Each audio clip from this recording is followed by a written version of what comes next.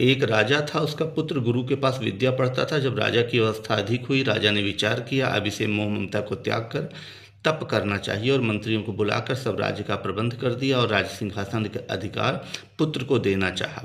यह चर्चा उन गुरु के कान में पड़ी जो उसके पुत्र को पढ़ाते थे। गुरु ने अपने मन में विचार किया कि मैंने राजकुमार को सब विद्या पढ़ा दी, अभी तक इसको सुख दुख का ज्ञान नहीं हुआ। दुख किसे कहते हैं और सुख किसे कहते हैं, ऐसी विद्या इसको अभी नहीं सिखाई।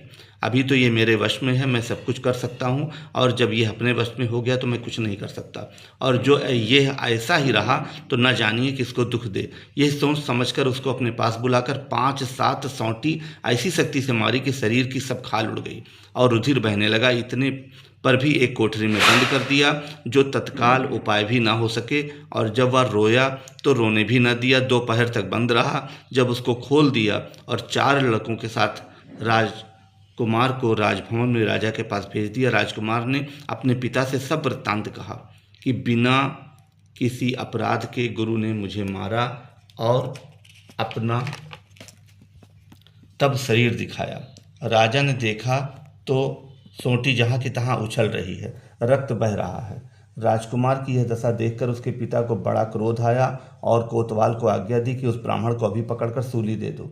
उस निर्दयी ने बिना अपराध राजकुमार को मारा है। राजा की आज्ञा अनुसार कोतवाल ने पकड़कर बधिकों को सौंप दिया कि इसको सूली दे दो। वधिक जिस समय उस ब्राह्मण को सूली देने के लिए ले चले, तब उस ब्राह्मण ने कहा कि मैं कुछ बात राजा से कहना चाहता हूँ।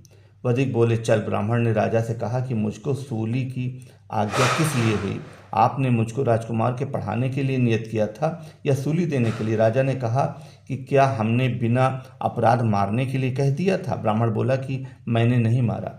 राजा ने राजकुमार का सब शरीर दिखाया और कहा, यह क्या है? ब्राह्मण ने कहा कि यह भी एक प्रकार की विद्या है। राजा बोला कि यह कैसी विद्या है? ब्राह्मण बोला कि मैंने सुना कि प्रातःकाल राजकुमार राज सिंहासन पर बैठेंगे और अभी तक वह नहीं जानते दुख कैसा होता है, और जो मैंने इनको दुख न दिखाया तो ये हजारों मनुष्यों को दुख देंगे। अब इन्होंने दुख का भेद जान लिया है तो अब किसी को बिना अपराध दुख न देंगे। अब इनको भले प्रकार दुख का रूप दर्शा दिया। राजा ब्राह्मण की तर्क की बात सुनकर बहुत प्रसन्न हुआ और 10 गांव और अनेक प्रकार के आभूषण उसको पारितोषिक में दे हाथ जोड़ कहा कि मेरा अपराध क्षमा करना, मैं आपकी गुप्त विद्या को नहीं समझा था। ब्राह्मण राजा को और कुंवर को आशीर्वाद देकर चला गया।